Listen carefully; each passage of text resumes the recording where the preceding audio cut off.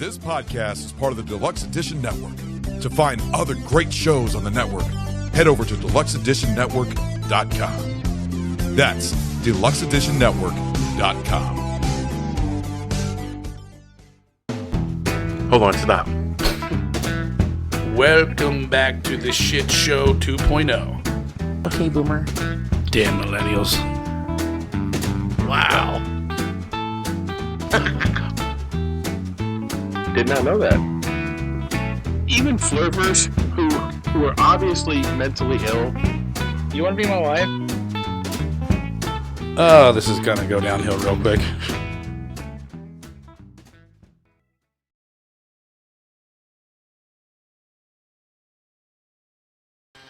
What is going on, and welcome to Take on the World with Scott, a.k.a. Sebastian McKool. Joe. Yeah. And Matt from the Real Drunks. All right. We're here today to do another run at pro wrestling and ring injuries. So I'm going to put myself out there because I feel stupid, and, well, you'll all enjoy it. We did this once before, and we spent, I think, a good hour. Best show ever. It was good gold material. Oh, all of it. And for the third time in my podcasting career, I forgot to hit record. So we waited a couple weeks, brought Joe in for this one, so it mixes things up so we don't stumble over where we were last time. And here we're going to give it another shot. So, Joe, why don't you tell us a little bit about yourself and your show? Yeah, I'm Joe. I am from Generation Mixtape. I do that with Sarah from Daddy Sports Cards. And I've been loving watching wrestling ever since I was a wee tot with my uncle and my cousins. So, Hulk Hogan on up is what I've really watched, plus the older stuff too. So I like to see the old independent stuff. Old school, nothing better. Where can they find your podcast and your socials? Okay, our podcast is at Generation_Mixtape on IG Live. You can find us on Spotify and Apple Music. My personal IG page is Wax Packs and Whiskey, and I do a IG Live with Bourbon and Baseball every Wednesday at 8 o'clock Eastern Time. Awesome. Mr. Matt. Matt from the Real Drunks. Do a movie podcast with a couple of my buddies. Drink some booze, watch some good, shitty, indifferent movies, and just kind of talk shit the whole time we watch them. Have a good time.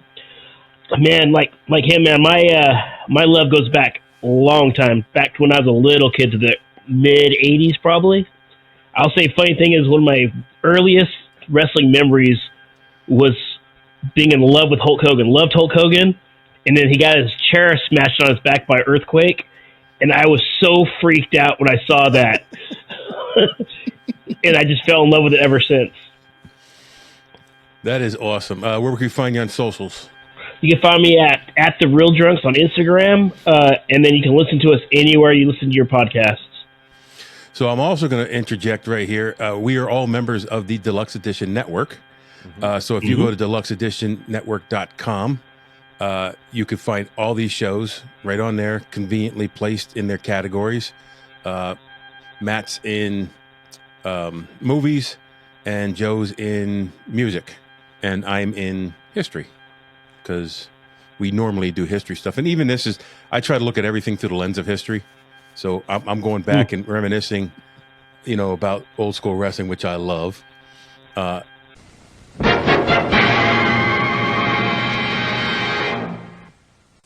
Beard Laws Podcast. Imagine a bunch of friends sitting in their favorite dive bar chatting about whatever pops into their mind.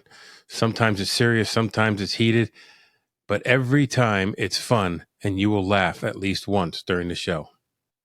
We follow the same bar rules. We never talk politics, religion, or race. So make sure you check out Beard Laws Podcast. Bacon is my podcast. Need I say more? Bacon makes everything better. So this must be a good podcast. The musicians who get together, hang out, drink some whiskey, sometimes invite some guests on, and just have a good time. This is a recipe for fun, entertaining, unique podcast released 2 times a week. Make sure you check out Bacon is My Podcast. Because bacon makes everything better.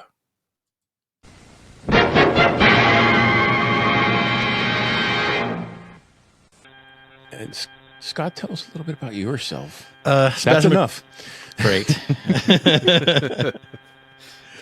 Sebastian McKool. I was trained by this man. Trained in wrestling. Like I mentioned earlier, I really didn't do enough to even bring somebody who did something a cup of coffee. But pro wrestling has always been fun. I loved it as a kid. I'm the oldest person here, but I did love it as a kid growing up. I will have not too long ago, although probably 15, 20 years now. I was down in Philadelphia at a show, and I have a seat, and it's right by the ramp, and I'm wrestling at that point, and I'm too cool for school. Like I'm in the business now. I'm one of these guys. I'm in it. Hulk Hogan's music plays. He comes down the ramp, and I'm very cool. Sebastian McKool. And, he comes by, and I realize I'm on my feet, cheering loudly, clapping like a lunatic. Hulk Hogan just has that. You can, whatever else about him, in person, his charisma is so captivating, you can't help but get on your feet and applaud him. And that's when it really, really sunk in that the power of pro wrestling and the power of storytelling, this kind of thing. It's just crazy. Yeah. It's funny. I don't think kids nowadays understand the draw of Hulk Hogan back then, though. Oh, no way. You know what I mean? Because you hear a lot of the people younger than us at least, always talking shit about Hulk Hogan, and it's like you didn't experience him when we were in the 80s and the early 90s like we did. At the time, he was the most charismatic. Yeah, he was the most charismatic wrestler. Oh yeah. Mm-hmm. At the time, you had Adrian Adonis, who was flamboyant, but he wasn't as energetic as Hogan was. And in the 80s, that was just that's the heyday of wrestling. Mm-hmm. And it was huge. And he is a big part of why it was so popular. Oh, yeah. Yeah. He carried a lot of agree. it. So I'm going to tell a story that I did not tell last time. And I know Scott has heard this, but my interest in wrestling, now, I wrestled for, I could say, 25 years now, because I just had a match this past year. So I extended my 19-year career to 25. And I heard you got slapped in the face during that match. I did. Somebody slapped me. It was him. I wrestled as martial law. And when I was a little kid, now I'm a 70s baby. So to turn the channel, you had to sit there and turn the channel. There was no remote control. And you only got about 12, 13 channels, even in the city. So I'm sitting on my grandfather's lap on a Saturday. I'm like 5 or 6. And he's clicking slowly through the dial. And we know what we're going to watch. We know we're going to watch wrestling.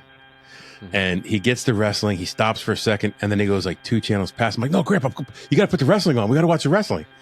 So that's where my love for it came in. I lost my grandfather when I was 16 years old, but I did not lose my love for wrestling. He used to take me to shows, and we'd go to the WWF shows and WWF when they first transferred over. We'd go to Allentown Ag Hall one night, and the very next night we'd be at Hamburg Fieldhouse, or vice versa, whichever order, because they were part of the original 7 stops for WWF back in the day. And in fact, when we wrestled with Brutus Beefcake, and he was telling us stories about, I remember going down 22 to York and blah, blah, blah, blah, blah. And so from there, I just wanted to do it. Now, I started in business later, so Scott, not as late as him, but it was much later. I was 25 or 26 or 27 when I first started wrestling. And these kids are starting, in Pennsylvania, you can train when you're 18. You can wrestle when you're 18. You can start training before you're 18, but you cannot work as a wrestler till 18. Mm-hmm. So it's been in my blood for a long time, and I love it.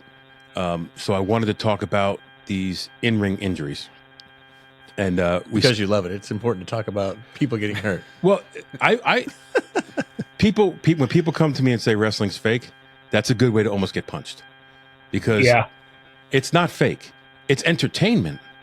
A cartoon is fake. That's completely made up. Mm-hmm. There's real live people doing athletic things, even though I'm 400 pounds, doing athletic things in the ring that a normal 400-pound guy couldn't do. I went off the top rope. My finisher was a swanton.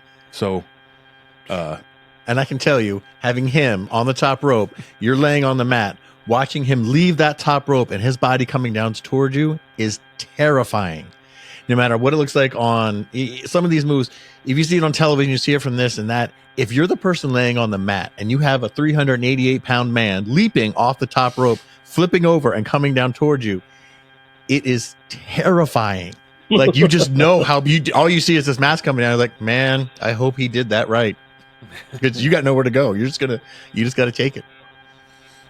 So I didn't want to talk about deaths in ring because the list is relatively short, and some of them I don't want to relive. Like we all know, Owen Hart fallen, and locally for us, there was a gentleman, Gary Albright, up in the Poconos, who they do a memorial show for him every year. They ran the show. They didn't have a doctor there. He had a heart attack in the ring, and he ended up dying. So the State Athletic Commission fined him because they didn't have a doctor present, and it's just. And I promoted shows for a long time, and that's one that I would never start a show unless my doctor was there, ever. So, we are. Who should we let go first? It won't be me. I'll go last. Do you want to let Matt go first again? Yeah, let's let Matt go first again. You want me to go first again? Yeah. Sure. All right. So you can steal all my stuff. Let me get my list going here. So it's a top three, and then Top anything left over at the end, we'll just go over. And there was a ton that we really didn't think about until you thought about it. Yeah, for sure. So my number 3, and this just knee injuries to me. I've had them. It just participating years and years in judo, jiu-jitsu, and just mixed martial arts, and I've had my share of knee injuries. So they just have a special place in the depths of my soul that just make me cringe. And one of the worst that I've ever seen on TV happened at Starrcade of 1986. It was a scaffold match, and it was the Road Warriors versus who was it? The Midnight Express, correct? Yeah, Midnight Express. Mm-hmm. They chased Cornette up the scaffolding. He dropped, supposed to be caught by his manager. The manager was way off the cue, and he landed both legs and then just destroyed his knees. And just looking at that, I cringe. Seeing highlights of that that was my number 3. I agree with you on the knee injuries because I've had a total of 5 knee surgeries on both knees. 6. Mm-hmm. And like the injury that started it all was in the Navy, but then when I was working at another jail, an inmate kicked me and hyperextended that knee, and I remember that feeling. And every time I see someone hurt their knee, I feel it. I feel it right in my right knee. You know, so those ones I always. I'm sure there's worse injuries that you guys probably have on your list, but to me, that just Number 2, same kind of thing. I've snapped my ankle multiple times, and when you see Sid Vicious in 2001 climb up the top rope, jump off the rope, kick the guy, and land on his ankle, you see that thing snap. I feel it. I feel for him. I feel it. It hurts me. And I walk funny for a few hours after seeing that. So that's the other one. Sid Vicious kicking Scott Steiner in the face and landing on his other leg and just snapping it. So that was WCW. WCW. Sin pay-per-view, January 14, 2001, Indianapolis. It was a 4 corners match. And it was a compound fracture. He broke both his fibula and tibia. Yeah. And they said when they took his boot off, he almost bled out from the amount of blood that was in his boot. Ooh. So, and he never wrestled again. And it was horrifying. I was watching. It was horrifying. Yeah, I remember that match. That was one of the ones I had. Softball schedule too, didn't it? What's that? Didn't that mess up his softball playing career? I didn't even know he played softball. Oh yeah, he was big into softball. Really? I didn't know that. Yeah, yep, huge into softball. That's what a sports guy adds to it. Yeah, right. And then I'm gonna go number one. This happened at November to Remember, ECW 1994, Sabu versus Chris Benoit. And it wasn't anything special, like a special move. It was he threw Sabu up in the air, Chris Benoit, and the way Sabu landed on his neck just broke his neck instantly. And it's just, you just watch it, you're just like, ooh. And Sabu, who's like the most craziest wrestler out there, doing all these crazy moves and putting his life and limbs on the line for the match. And it just this random, threw him up in the air, pop him back down, and just snap his neck. Yeah, you just never know. You never know what little move off just a little bit. Mm-hmm. And that's why we train. Like, so when people say it's fake, yeah, I know how to do the move. And I learn to do the move to protect my opponent because I don't want to kill him most of the time. Most of the time. Sometimes. On occasion.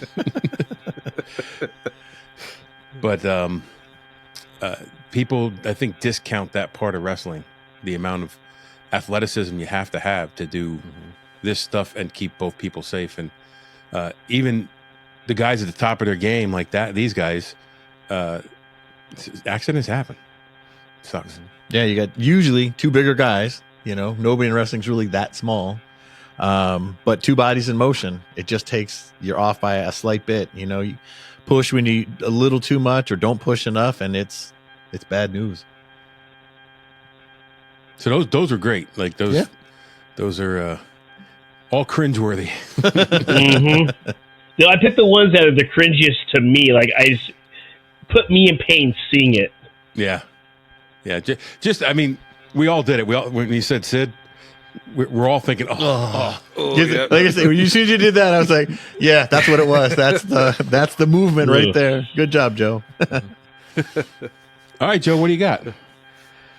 All right, my number 3, Royal Rumble 2005. We have John Cena and Batista falling over the top rope at the same time. He was the winner. We don't know. He comes out. No chance. No chance. Comes running in like a boss, blowing out both quads. Vincent Kennedy McMahon's double quad tear. Oh yeah, sitting there, Yep. barking out orders. It was one of the strangest things I've ever seen. I don't know. But he what didn't happened. miss a beat. He didn't miss a beat. He just sat down and he's like, I'm going to sit here and tell y'all what to do. You going to listen. Yep. Perched himself up in the corner, sitting there, just screaming and yelling at him. And you're sitting at home watching, it's like, what the fuck just happened? What is going on right now? Yeah, exactly. Me and my friends were all watching that pay-per-view. We're like, what the fuck? What the fuck's Vince doing? What's he doing? Yeah. And I can definitely say, having had to run down the ramp, kind of slide into the ring, I've run down, go to slide in the ring, and I've hit my thigh on the edge of the ring. It hurts. Like, you get up, you get the Charlie horse and everything, and it hurts. And that's why when that one always comes back, I had that one on my list for that same reason of tearing both your quads at the same time, and you can't stand up, and then the show goes on. He doesn't miss a beat. It just keeps going. Like, the man can't stand, but you don't. Yeah, that's a good one. That's definitely. Say what you will about his whole what's going on with him and in the news and everything. The dude was a showman and he knew how to do it. Oh yeah, he was a genius when it comes to that stuff, and he did not skip a beat. Never has. He took what happened and rolled with it. You know. Yep. What else you got? Absolutely did. I have this next one. It was an independent injury, independent match. but it was with Sean Waltman doing the Bronco Buster in the corner, and he tore the gooch when he tore his gooch. That's my last one. That was my that was my honorable mention. Yeah. The fleshy love pass. When he had the sphincteroplasty. The grundle. The grundle. He blew out the grundle. Yep. Ooh. Basically, he tore his anus. Yes. And he went ass first into the turnbuckle, and you could see blood through his signet when it happened. Yeah. And he had to be taken to the hospital, and that's exactly what they did. A sphincteroplasty was the name of the surgery. That's what it's called. That sounds like something South Park would make up. I know, but I actually looked it up, and when I saw it, I'm like, okay, I got to check this out because I don't believe that. And I went, and it's an actual. I gotta fact check this one. This sounds fake. This sounds made up. They said they performed a sphincteroplasty for a ripped anus. Mike D, we'd like to talk to you about your search history. Oh, shit. If someone dies around me, the way I research true crime and stuff, someone dies around me, the cops are come right to me. Okay, can you explain this? Well, I do a podcast. Likely story. Yeah.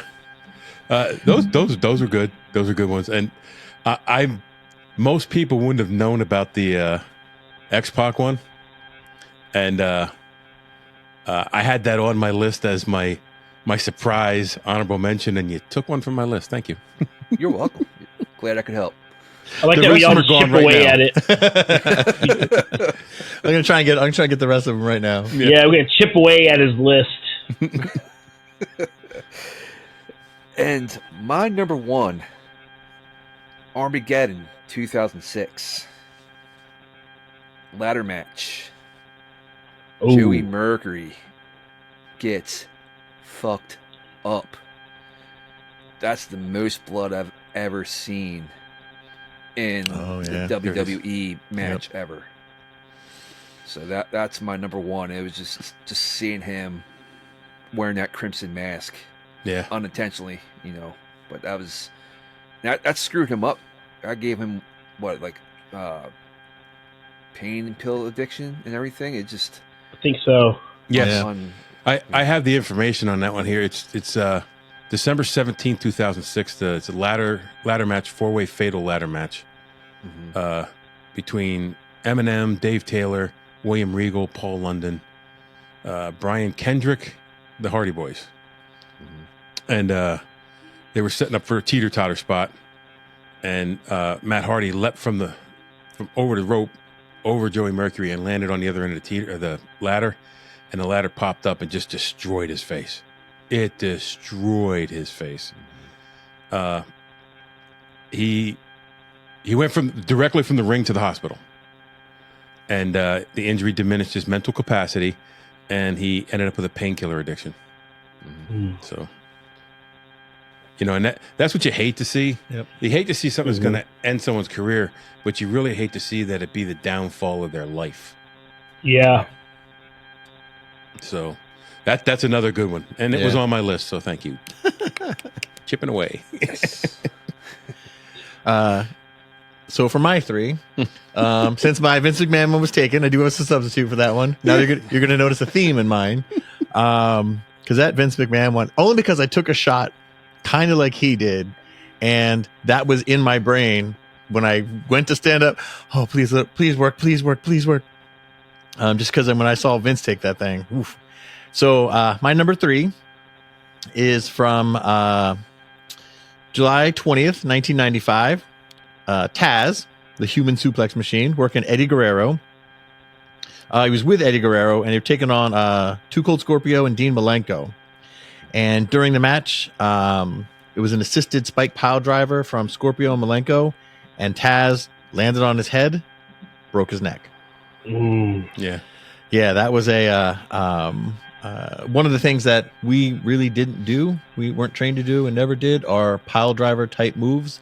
Yeah, so in the organization that I ran, that was a banned move.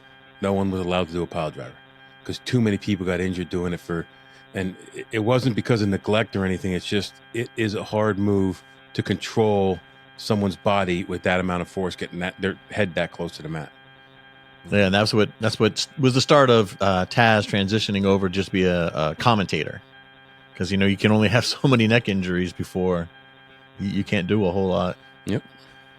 So my number 2, keeping in that same thing, was SummerSlam 1997, Owen Hart versus Stone Cold Steve Austin, and Owen picks up Austin to do a pile driver. Austin's just a little low.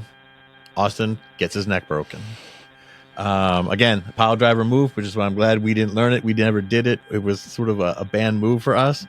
The fact that Austin was temporarily paralyzed, like he's in ring, he's paralyzed. Owen's got to stall for him to Austin to get something going. And it just kind of shows that even if you break your neck, the show must go on. Like it doesn't stop. It just keeps going. And it was, I think you realized watching the match, hey, I think something just happened because he's not really moving too much. That didn't look good. Yeah. And then my number 1, which to me is the worst one, is Draws, wrestling under the name Puke, October 5th, 1999. Now this one's Coliseum. Yeah, this was a little different. D'Lo Brown was doing a running power bomb, and D'Lo Brown just slipped. Something was in the ring, something was on the mat a little bit, and he just slipped. And when he slipped, Draws hits the ground or hits the mat and was dropped on his head, broke 2 bones in his neck, and was permanently paralyzed. He's still in a wheelchair.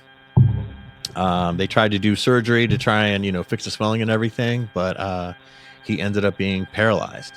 And that to me was, the neck injuries were always something that I was very paranoid about.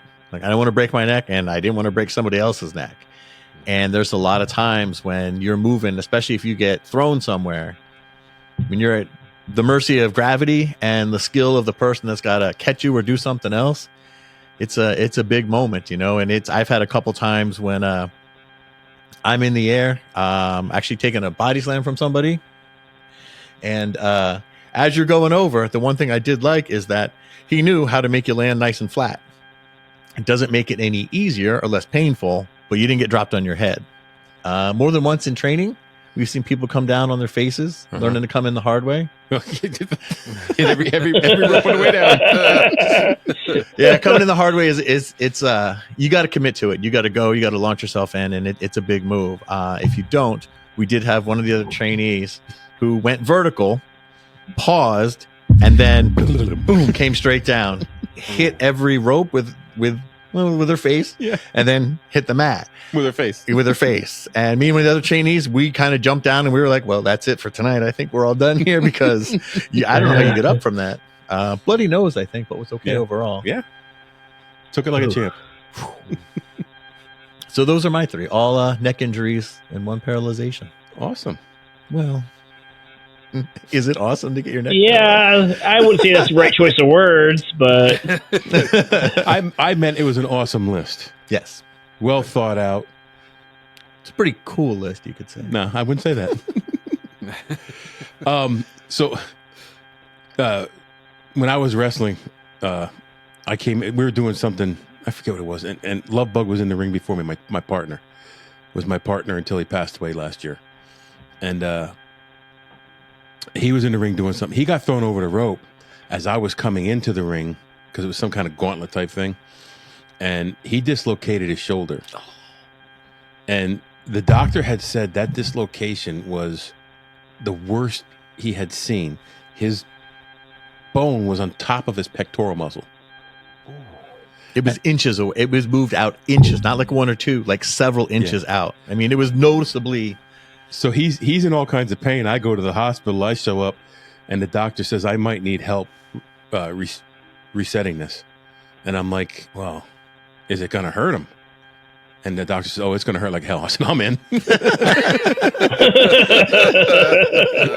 think you all would have helped out with that. So he screamed like a girl,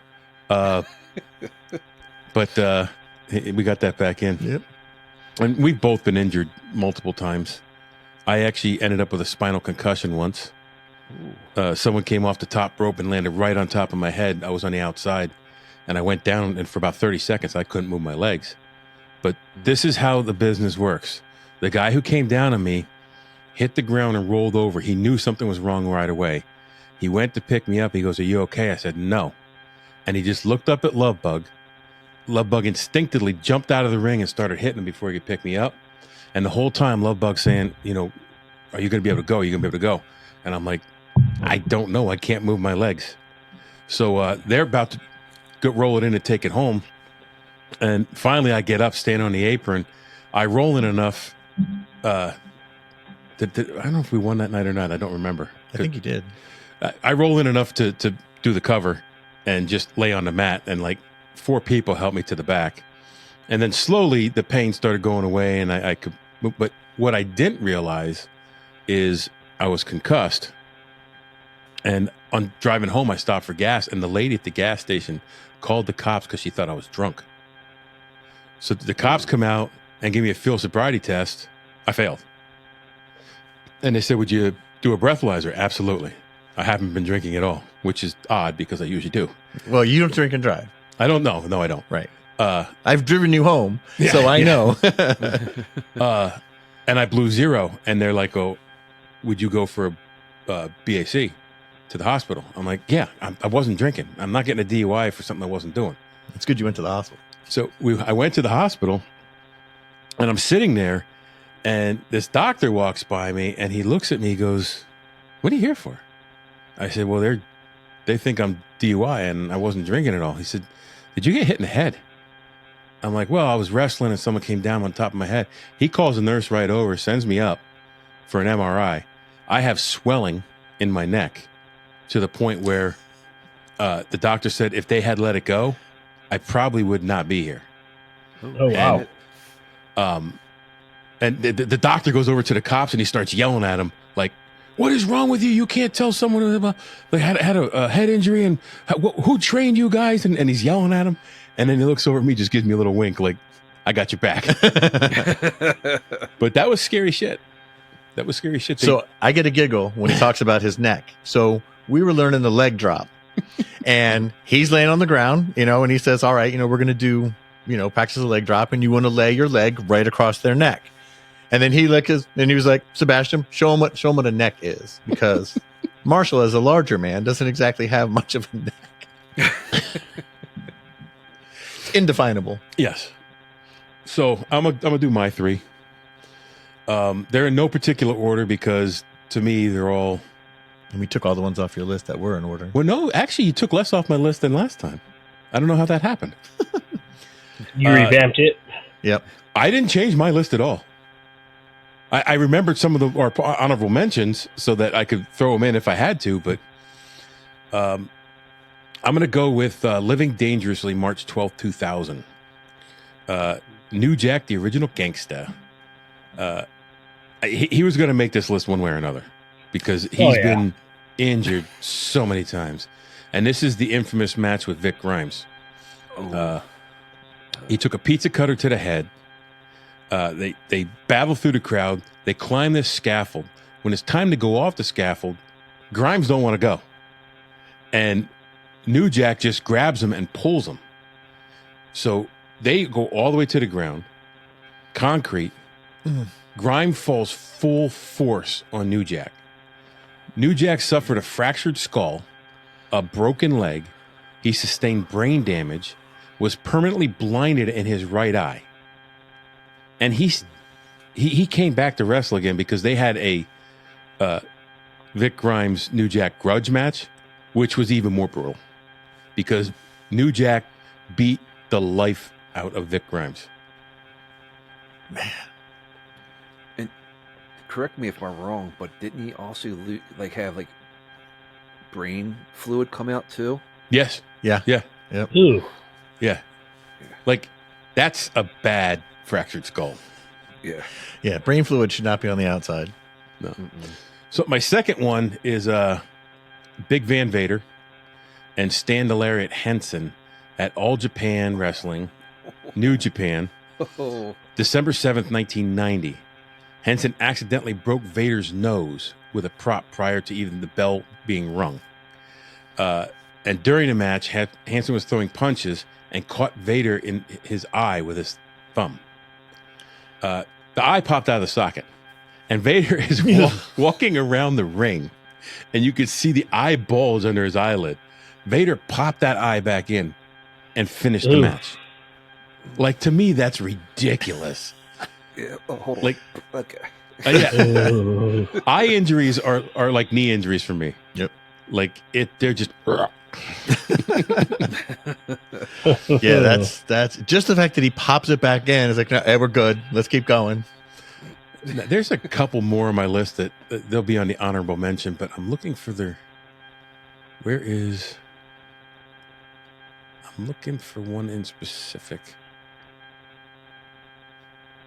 Oh yeah, this is it. So it's Sabu versus Terry Funk. Born to Be Wild, August 9th, 1997. It was barbed wire wrapped ropes. You could almost stop there. Yeah. Like you could just, all you need is the title. It's Sabu, Terry Funk, barbed wire ropes. The ropes are wrapped in barbed wire. Now, they didn't wrap each rope individually. Right. They just took barbed wire and went around all three ropes. They went around two, then went on the bottom two, and then all three. And they overdid it so much, it was ridiculous. So Sabu is in this extra violent match, which is... or a match. Or for him, just a match, yeah. Both him and Terry Funk ran each other's faces along the barbed wire. Now, I will probably say that the barbed wire was gimmick. Maybe the sharpest edges were taken off. And you could probably ease it up a little as you're doing it. Yeah, but I don't know. That's but at one point, Funk wrapped barbed wire around his wrist and was hitting Bill Alfonso, the manager, and busted him open. He tore his bicep doing his air Sabu off a chair. And if you watch this match, you can see him with this 11-inch gash on his arm and the meat hanging out. And he just takes the tape off his wrist and he wraps it tight around his arm and goes on with the match. Brutal. Yep. Terry Funk gave him a neck breaker over a steel chair, and that was the end of the match. And so they had about a minute and a half after he tore his arm open that he just was bleeding and went on. I don't know how close he was to bleeding out because there was so much blood. Yeah. And it was hard to tell if it was all from that or from the rest of the match. I think that was one of the matches where they actually got caught up all in the barbed wire too. Yeah. That they're caught up in the barbed wire and you're trying to get out of it, but you're just tearing, getting cut everywhere, just trying to get out of it. Oh. So yeah, I don't think I'd ever want to do those. No. I was never a fan of hardcore, like doing hardcore. I liked watching it. Yeah. But I was never a fan of doing it. And because somebody you'd have to take some heat then. And well, even like our trainers put us over for the titles we did a cage match 3 weeks in a row in 3 different places. So it was Cage Terror 3. And on the third Cage Terror is but they told me if I don't gig, they're not giving us the titles. So if I don't bleed, there's no title transfer.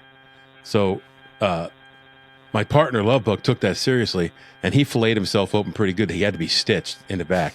Ooh. And I bled. Not much. A little bit. I'm kind of a germ-phobe. So I don't want my blood around other people's sweat and their blood. But I did get a little blood trickling. It was pathetic. Hilarious.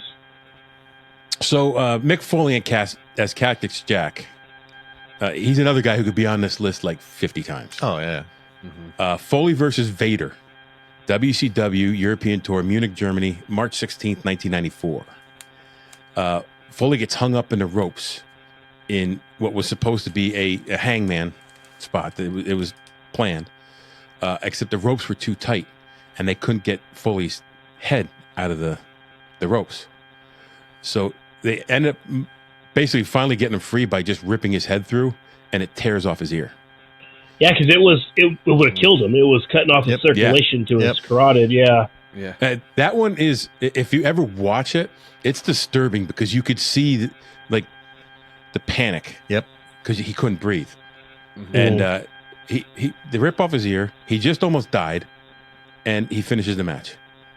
And that was like in the middle of the match. Yeah. Legend. So, yeah, I know. Yeah. People think like Mick Foley, and they think, oh, get thrown off the Hell in a Cell cage onto the table would be the worst thing. He even says, no, that was not the worst thing. That, what you just said, was the worst thing he ever experienced. Yeah.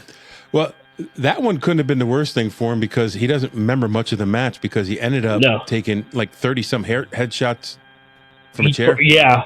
Well, I believe he even said, though, with that Hell in a Cell match, what hurt more was getting chokeslammed through the top of the cage into the ring. Hurt more than getting thrown off the cage. I could see that. Yeah, I could see that. So that's my 3. There are tons of others. So if we want to go and just kick a few around the room. I do have one that I want to start with. It's wrestling adjacent. So a friend of mine was cutting some trees. You know what? And he's cutting some trees. Now, he's very careful. You know what I mean? He's making sure that the trees are falling. They're falling away from him. And he's always got this thing down. And so he cuts a tree. The tree falls. But that tree hits another tree, which causes that tree to pop up, just like the ladder did and when we mentioned before. Mm-hmm. That tree pops up in the air, and it catches him right at the scar right here. And, he almost knocks himself unconscious because he got hit in the head with a tree. I am very careful when I cut trees. You are very careful when you cut trees. Obviously not. Well, that day, it was like the season finale of 24. We have satellite dish, and the trees out back were blocking the dish. So it kept on going out. I didn't want to miss the season finale of 24. So I went back. I just wanted to cut the tree down real quick. Usually I'll make like 4 escape lanes and make sure everything's clear so I don't have to step over anything. And I didn't do that. And I dropped that tree right where I wanted it. But there were dead trees on the ground, and that cantilevered over. And as I'm walking away, I hear something. I'm holding a running chainsaw. I throw it because I look up like this, and it comes down right across my forehead, breaks my nose. I had these big black raccoon eyes for like 2 weeks. I go down to one knee, and all I can see is blurry red because there's so much blood. And I'm looking at the back of my house. I'm like, who's going to take care of those kids in that house? Like, I can't die now. So I get up, I walk around the house, I go to the front door, I yell into my mother-in-law. I said, don't let the kids come out, and call Chuck, my neighbor. So I go down to Chuck's. I get down there. He's like, oh, what'd you do? And I'm holding a towel on my head, and I see my daughter running down our driveway to my neighbor's house. And I'm like, I told her not to leave her out. So she comes up, she hands me my wallet and the phone. I know why. She sent her down my wallet, my phone. I did appreciate that, but I didn't want my 12-year-old seeing me all bloody like that. And she looks at me and she says, because she's my daughter, she says, that's a lot of blood. I guess you're going to miss 24. See, when you were saying that the first thought was your kids, I thought you were going to say, my first thought was, who's going to watch 24? Now, did you miss? I know it. Did you miss 24? I don't think I ever saw that episode, and I never watched it again. That was just a bad omen, huh? Just left a bad taste in your mouth. I'm like, I'm done. And I'm not going to say we didn't rib him hard every single time we saw him after that, because wrestlers would never do that to each other. We're a very kind, caring group of people. That sounds about right. You can't have feelings. No. So, Matt, you got any others to throw out there? I have one, and I don't think we talked about this last time. And you will probably know better about this than I would, but this just pops in my head, and I could be remembering this totally wrong. But I believe it was in 96 or 97. It involves another scaffolding. It was Perry Saturn. Oh, yeah. Dropping off the scaffolding, and I believe he dropped an elbow. I want to say it was either Dr. Death Steve Williams or I forget who else it was. It could have been. But he landed and shattered his elbow. Do you remember this? Yes. Did he shatter his elbow on that elbow drop? It shattered his elbow. That's And what I thought. Yeah. I don't know how much he wrestled after that. Oh, he wrestled in WCW and WWE after that, didn't he? But it was only That happened like 90. It was only that was like like 2 more 90 years. No, that was like faded away. 90s. He didn't fade away till the 2000s. So it was like Really? at least another 5 or 6 years. Yeah. Because this happened like He had that stupid moppy gimmick. Yeah. Oh yeah, you're right. Yeah, because that scaffolding happened when he was with the Eliminators in ECW, when he was with John Kronos. Yep. Yeah, so that was, in like 96, maybe 7 tops. So that's what I was thinking about. Anything else, Joe? Any others you got there? Yeah, I had one. Starrcade 99, when Goldberg pretty much ended Bret Hart's career with that that wild kick. Standing sidekick. Yeah. So that was my honorable mention. That's all Bret Hart talks about. Yep. Yeah. Well, that and the screw job. Yeah. I feel like he talks about Goldberg more now. Yeah. Yeah. Yeah, you're probably right about that. At least with the screw job, you still had another wrestling company to go to. Now you can still wrestle, but Yeah. And don't get me wrong, I love Bret Hart. I grew up loving Bret Hart. oh yeah, same But, here. But he is such a bitter old man that I He is. cannot listen to him anymore. That's something I like to tell Marshall all the time. Some people age like a fine wine. Some people age like milk. So Clumpy always- and bitter. Yeah. Bitter, sour, smells bad. Well, they used to bust my chops that I was very salty. Oh. So, like, I was mad about something. When you run shows, it's nothing but stress, and especially for me because I feel like I have to control every little thing. Okay, settle down. I admit it. And I came back to the locker room, and it wasn't even our. It was our show, and I was just mad about something. And they Is that started the Garfield? They started to call me like Morton Salt Shaker, and then. And he was just getting more and more angry. Like he is getting furious because, they're calling Morts or Salt, and just, oh, look who's salty again. So our dress room that time was a kitchen. And Yep. he turns around and on top of a pizza oven. It was Bob. It was Lovebug. Was it? It was Lovebug. I thought it was you. No, it was Lovebug. Oh. I would never. Yes, you I would. would never. You would. There's a bottle of what's it called? It's a Mexican salt seasoning. Tahine? Adobo. Adobo, yeah. Yep. There's a bottle of adobo on top of the thing, and Lovebug goes, in Espanol, adobo. And like it broke the mood. So I Because he put it right. There's that moment where you could just see the fury on Mike's face, and he's just furious. And in that little space of thing where everyone's like, "Okay, we went too far," that's when Lovebug comes in, and he just has a little jar there, and he's just like, "En español, adobo," and we just like everybody, even Mike, we all lost it at that point. It lightened the mood. It was good. Sometimes you just need that. Yep. I remember Eddie Guerrero's frog splash too. When he dislocated his elbow. He came off the top rope, I don't even know who he was wrestling. I don't know when it was, but he came down at the top rope and he hit that mat and you could just see his elbow dislocate and he immediately rolls over and holds it. Of course, finished the match. Yep. I remember out in York, Pennsylvania, one of Dirty Deeds shows, a certain young, spry martial law climbing up to the top rope to do a swanton. And as he's pushing off the second rope, you hear this very loud, very distinct ping. That was the second rope breaking. As he's pushing off of it to stand on the top rope, he gets up to the top rope, teeters for a moment, and then you hit the ring apron on that one, didn't you? I hit the rope, the ring apron, the floor, Yep. all on the left side. Yeah, so he just falls all the way to the floor. And again, Lovebug seeing this happen, we're all seeing him just splat.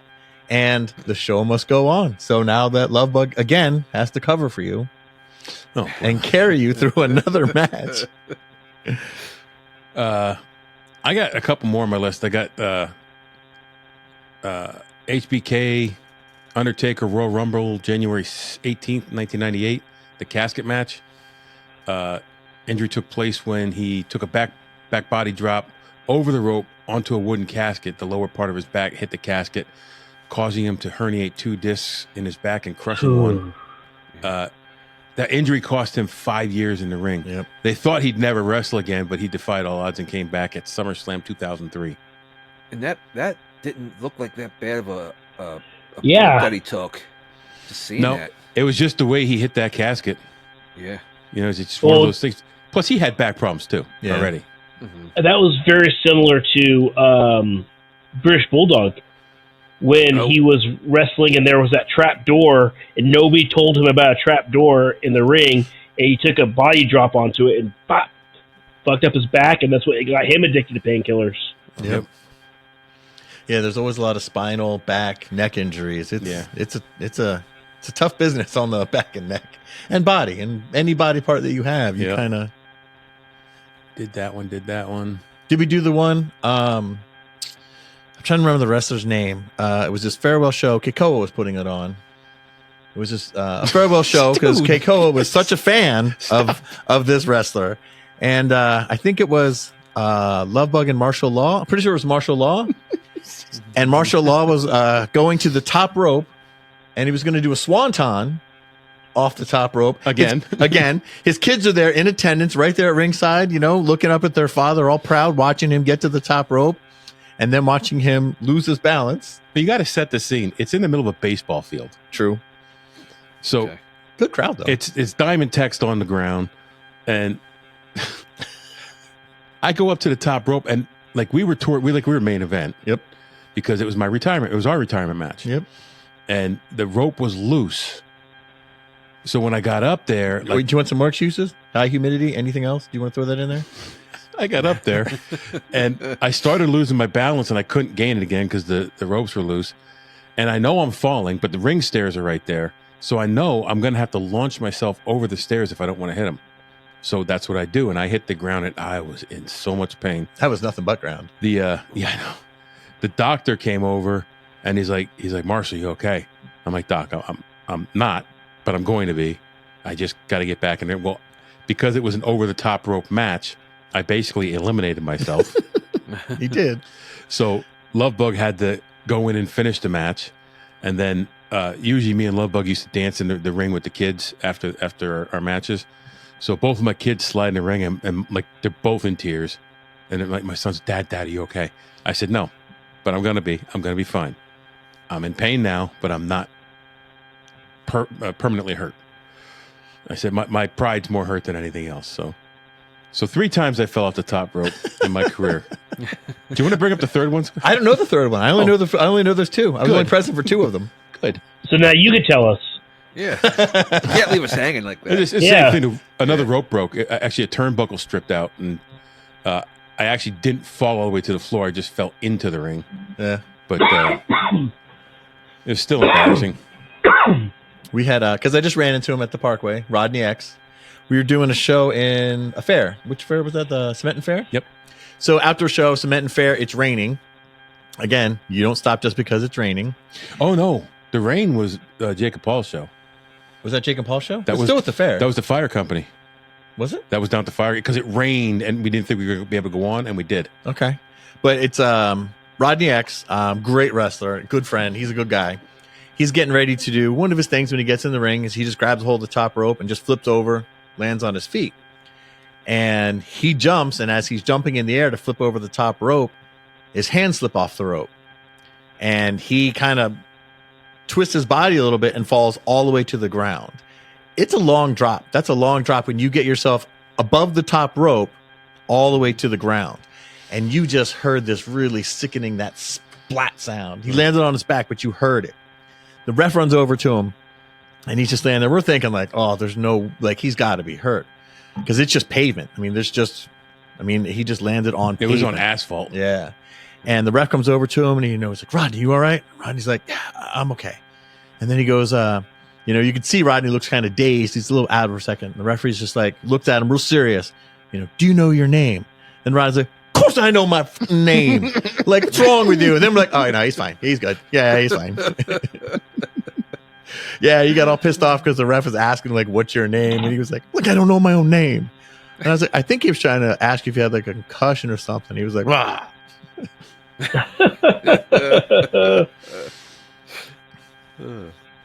Any more real ones? Real ones. What about the Sabu breaking his neck again, getting a transmission plex onto a table propped up in the corner? Oh yeah. Ooh, yeah. Yeah. Yep. I didn't think he'd wrestle again after that. Because Yeah. Many matches you didn't think he'd wrestle again. Well, 'Cause you know what? The dude was just suicidal. Yeah. And you the last time we did this when we didn't record, and I can't go back and look because I didn't hit record. We were talking. You said he's going to have a farewell match soon. I didn't say that. I thought you did. I know. I remember somebody had said it. It was one of us three, but it wasn't me. Wasn't me. Well, because I said the last time I saw him, he was in a wheelchair. Yeah. And somebody else said that they had heard he was going to wrestle again. I never heard that. You know what? That might be the one that happened today. Could be. I think that might be the show that's happening today down in North Carolina or Georgia or something. Because Mongoose was going to go down for it. Oh. I don't know if it was him or Sting. An AEW Sting. show. I think Sting's last match is tomorrow night. Okay. That was his final one, where he's Then it wasn't wrestling separate. with him. It was him and Darby Allin are wrestling the Young Bucks, I think, for his farewell match. Young Bucks. Young Bucks. I They wrestled ain't them. that young anymore. No. I know. No, middle-aged bucks. When they first So- started out, I wrestled them. Nice. Wow. Speaking of, did you guys happen to see that Ric Flair spot with them the other night? Poor Rick. It Yeah. was not that was just not good. No. No, I saw him on some thing on YouTube, Kill Tony. You ever see that? Uh-huh. Oh yeah, I did see what you're talking about. He got up and left because he said, look, I'm not about just, putting people down and I didn't sign up for this. And he was pissed off, got up and left. Yeah. Yeah. Damn. And then after he left, they were still talking shit. And the one guy said, well, I hope he left the building. They said, no, he's upstairs watching. Yeah, you do have to watch that. There's been a couple times when you have people, fans or something, jump in the ring or start getting towards the ring. And man, you'll get guys out of the back. That does not go over well at all. Actually, that happened down at Sellersville. And they came in the ring while Mongoose was in there. Those kids got their asses beat. They got out of the ring. This is the best night of my life. Like they're all Oh, good Lord. they're all bloody. They ended up coming back and training and actually became relatively good professional wrestlers. Huh. Dang it. You know who I'm talking about? I don't think I do. Oh. Or at least I don't know the beginning. I don't know that beginning story. Icarus. Oh, really? I would not have guessed Icarus to do that. I think it was him and Hollow Wicket. Bob. Yeah. They jumped in the ring while we were wrestling and Mongoose just lit them. It was ugly. I can definitely testify that when you first start off wrestling and you're just trying to remember the moves and remember all the things, and you've had a lot of training. And I mean, we were 3 times a week, twice a week, 3 Twice hours. a week, you think? 3 It hours. was like 3-hour matches. So you're 6 hours a week of training. and then wrestling Saturday, Friday. You're going through all this stuff. But when you first start off and you get hit with your first moves, and you have to first go against someone that you don't know, never met him before, haven't worked him before. Because if you train with somebody, 6-8 hours a week, you kind of know them. If it's one of your trainers, you have that level of trust. But if it's somebody you don't know and they're large, it's terrifying. You have no idea what it's going to feel like because some people work a little stiffer than others. And I've had a couple times, Big Bone Brothers, when that was one of the first things that I did, coming in as that. And one of the guys is picking me up. It was Rockin' Rebel. Ugh. And I have a mask on. The mask is twisted. The Rockin' Rebel? Yeah. The Rockin' Rebel. Yeah. He was actually in a number of my first matches that I had. But the mask I have on is twisted. I can't see anything. And he's picking me up. And he was like, do you know a suplex? And then I was like, we just learned it. And he was like, you're fine. And he picks me up and he throws me from ring post to ring post doing the suplex. And it was fine. It was totally protected and everything. But man, I felt like I was up in the air for half an hour. And I thought for sure when I came down, this is going to be devastating. It wasn't, but it was terrifying. Yeah, the Rockin' Rebel. Yep. Yeah, I just listened to a podcast about him, and yeah. I kind of had a love-hate relationship with him. Like sometimes he'd be the best dude, and other times he was just a douche. I only came across him as in ring, especially when I was new in green, and I can say that he treated, mostly because of the respect that he had for him and Lovebug and the Hardway guys, Jake and Paul. I got treated very well. Like I felt very protected, very taken care of. So I don't have the same kind of. I worked adjacent to him down in Triple WA with those guys, but I didn't really have the same. No, I had more interactions. With him. Interactions. That's what I was looking for. Different interactions. Wrestling is a difficult thing because it's a lot of ego. What? Yeah, Not with me. no, Not at no. And you'll have two guys that maybe dislike each other a lot and maybe wrestle really stiff, only up until the point that one of them might get injured. You can see two guys that really dislike each other. And when they're doing chops or throwing punches, they're laying that stuff in. Some of those kicks, they're laying those things in there pretty well. But when you're doing the moves and everything else, even people who don't like each other, you still have that respect. You're still going to protect them just to make sure that maybe they land a little harder, but they're not going to land wrong. You're not going to injure somebody intentionally. I will say this. I've had an outside the ring, let's say, scuffle with somebody to the point where the promoter almost lost the building because of my actions. And they were the guys who trained me. I'm like, look, if you guys aren't going to use me anymore, I understand. I was wrong for what I did. It was disrespectful to you, and I apologize. But you whatever punishment you dole out, I'm gonna take it. And they said, no, you're gonna work for us, but you're working him next month. And we got in the ring, and it was one of the best matches I had. Respectful, like he was professional, I was professional. Even though we both wanted to punch the shit out of each other, we got in the ring, and there was just that mutual. We didn't want to. I wanted to kill him that night, but That was a good match. it ended up being a great match. But even then, two guys who obviously had heat for each other because we were throwing punches for real. And then we walked out of the ring, we shook hands, and we really didn't have that issue again. So It's good. that's Good way the to bury it. business. Yeah, for sure. Definitely a good way to bury it. Well, we all walked out of that ring knowing that was a hell of a match, and now I would never Kind say of found common ground. Yeah. I would never say I'm the greatest wrestler who ever lived because I'm not. But between me and my partner, we were great entertainers. There was a dynamic between us. There was chemistry, and You and the other guy. yeah. We every place we went, we got respected by the fans, we got respected by the promoters because of the way we carried ourselves, with the exception of my one slip up of throwing a punch at someone. Yeah, because you only threw a punch at somebody one time.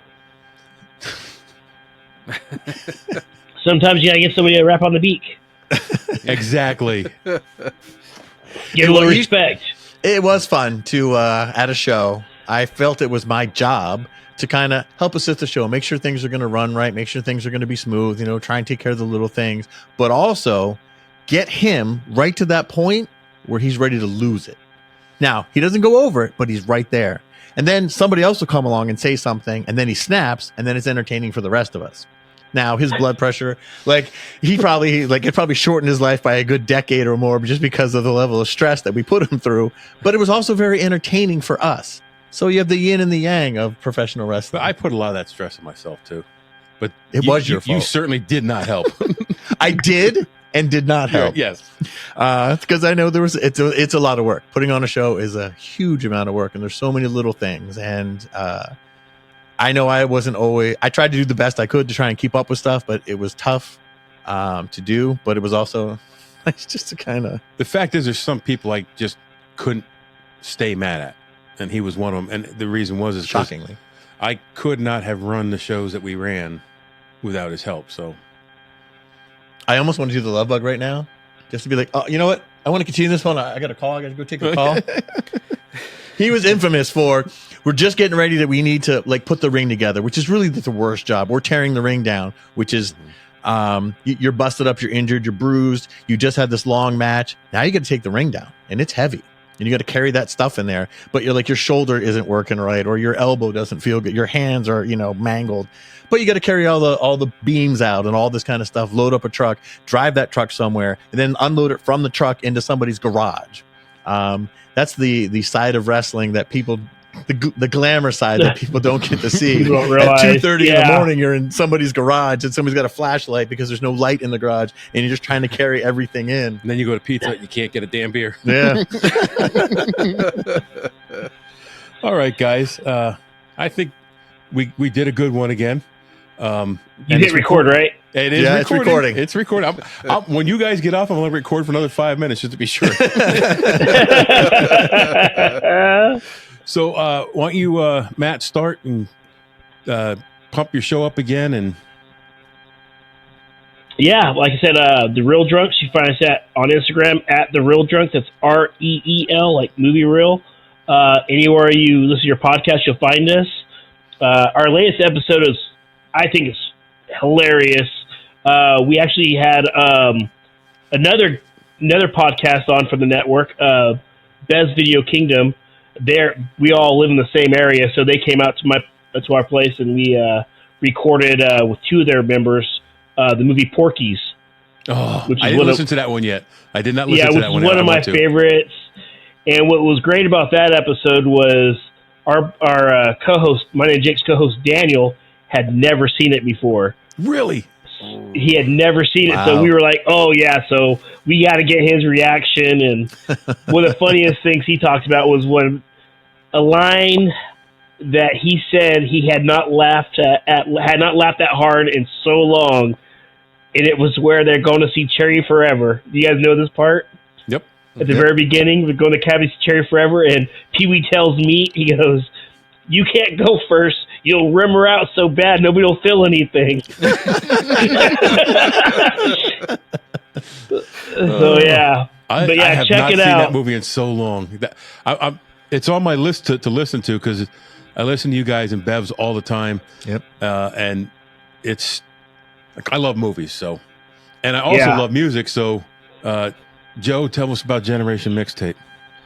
Yeah, me and Sarah from Daddy Sports Cards will pick an album out each and every week, and we'll review it track by track, keep it, skip it, then we'll rate the entire album, what we recommend it, and our rating systems are different each and every week. So this past week, we released the Notorious B.I.G.'s Ready to Die album. Me, personally, I gave it a 4 out of 5 lazy biggie eyes. So each and every week, different album, different rating system, and once a month we'll have a B-side episode. Last month in February, we had, top 10 love songs, a top 10 sad hate songs. And coming up, since we are sports fans also, we are having the songs of victory for your baseball team. That's coming up. Cool. Nice. And Matt, I think I cut you off before you gave your socials. Oh, I socials just at Instagram at The Real Drunks, REEL. All right. And Joe, yours? Ours is Generation _Mixtape. You can listen to us on like Podbean, Apple Pod, and SoundCloud, and Spotify. No, not SoundCloud, just Spotify. And you can also follow me on IG at Wax Packs and Whiskey. All right. And you can go to deluxeeditionnetwork.com. All these shows are on the Deluxe Edition Network, so it's on that page. Just look for them, click, and then keep coming back to Take on the World, because that's me. No ego here. None. Guys, I really appreciate you coming on. Matt, this has been a work in progress for almost a year. It's been on for a while. Yeah, we've been talking about doing this for a while. But who was it? Chad was going to come up and do it. He canceled on me 3 times, and I had to message Matt. I'm like, Matt, I'm so sorry. He didn't show up again. And then this time I said, look, you're coming up, and if you don't show, we're just going to do it. Right. We're just going to go ahead. Like, and do I'm it. not going to show. Stop. It could happen. It could. So, thanks for coming on. I appreciate it. Yeah, no worries. I can finally delete the list off my phone now after a year. I've been carrying around these papers now for ever since. Like, he let me know a couple days before. Yeah. Well, he told me the idea, and then it was a couple days before. Oh, hey, I don't think Chad's going to show. Can you come up and record? I was like, yeah. When do you want to do it? And he's like, 20 minutes. Can you beat? Yeah. I had a year to plan. Yeah.